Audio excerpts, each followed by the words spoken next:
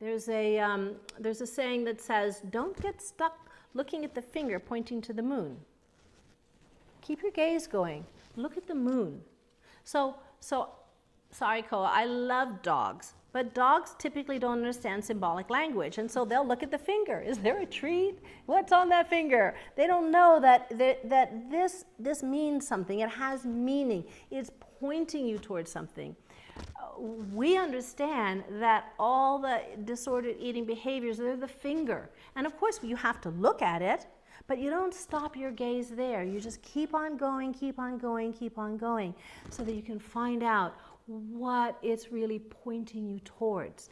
And what I have discovered after all these years with the folks who struggle, what their eating disorder is truly pointing them towards is their destiny. But as all the ancient stories and myths tell you, in order to reach your destiny, you first have to face your fate. Fate is all those things that life gives you that you didn't ask for. All right? These are your parents. This is your ethnicity. This is your socioeconomic group. This is the car accident you had. This is the disease you caught. This is the eating disorder. All these things, that's your fate. If you don't face your fate, you can't live your destiny. But if you face your fate, and that's what when somebody goes into recovery for eating disorders, they're raising their hand, they say, I'm facing my fate. All this stuff happened, it all came together, the perfect storm, the perfect soup, I ended up with an eating disorder. I did not ask for it. Nobody asked for an eating disorder. It's delivered up in just the right combination of situations that can happen. And there's a tribe, it's called the Apanderi tribe. And what they say is that everybody is born with what they call the wise word. And the wise word isn't really a word, it's the gift you've been given and the gift you've come to bring. And we all have, it's as unique as this.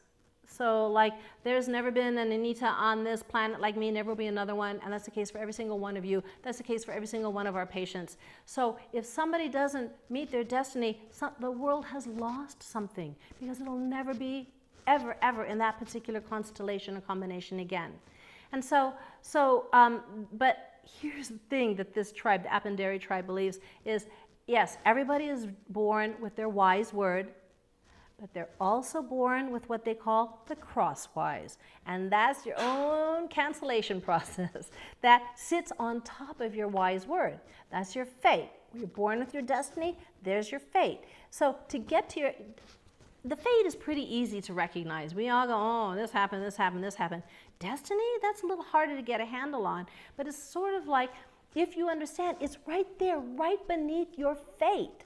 So, you know those people that they go to the beach with a metal detector and go along, all of a sudden, zzz, dig there. You don't have to dig up the whole beach. Dig there.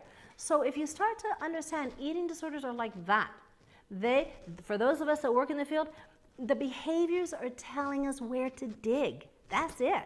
It's not saying that the person is broken or damaged goods or there's something wrong. It's like, no. Their fate is talking.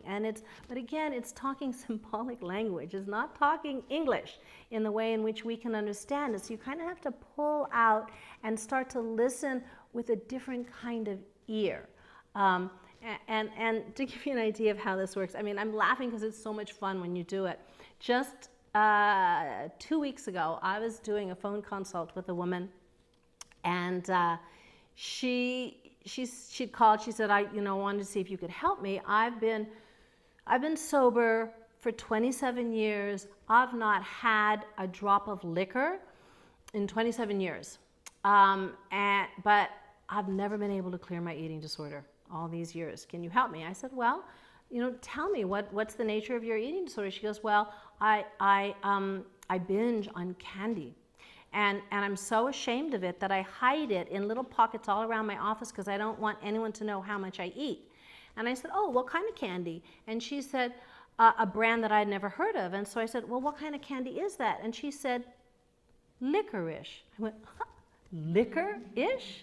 You're not drinking liquor, but you've got the kind of liquor-ish. So that told me right there that the same issues that were driving her alcohol addiction were also driving the eating disorder. And so we only had to look one place. And I said, well, tell me, when did this start? And sure enough, it started all about the same time in her life, when the family had moved and she was being bullied by girls in school. And, the only person that was supportive was her father, but he was kind of weird in his own. I mean, the whole thing unraveled. And it was like, oh my gosh, from licorice. You see, so you can when you start to kind of play with the language a little bit, you start to understand there's so much meaning, there's so much profound meaning in what someone is doing with food. I had another client, and she was an emergency room physician. And she came in to see me one day, and she was just like, oh my gosh, you're gonna have to help me. I can't even believe what I did. I'm just so disgusted. And she started to beat herself up, and I went, wow, what'd you just do? And she said, well, I was working, I came home from work, and I fixed my husband and myself some chicken tenders, and before I even got home, I ate them all myself. I can't even believe it. I'm so disgusted. And she started beating herself up. I said, whoa, let's take a look at what just happened. Wait, you were in the emergency room, right? What was it, a 12, 14-hour shift? How long was it? And you were tending to all kinds of physical and emotional trauma, right? And she said, yeah. And we had worked for a while, and I said, what do you think you were really hungry for? And she said, a hug. And I said, so you wanted some TLC, some tender, loving care, and instead you ate the chicken tenders. This is how it works. It's like, and if I'm on target, it pops. And that's it. Once it comes into consciousness, she'll never be able to eat chicken tenders again when she's not hungry. See, that's the key. Without asking herself first, do I really need a hug? So it comes into consciousness, it comes into awareness, and it pops it.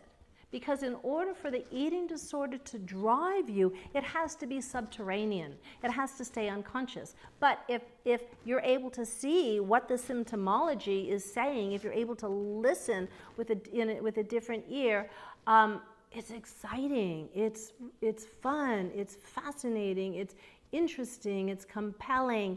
And so that's why I do what I do. That's why we're here doing what we're doing. That's why I'm so excited to have this incredible team and this amazing opportunity to be here.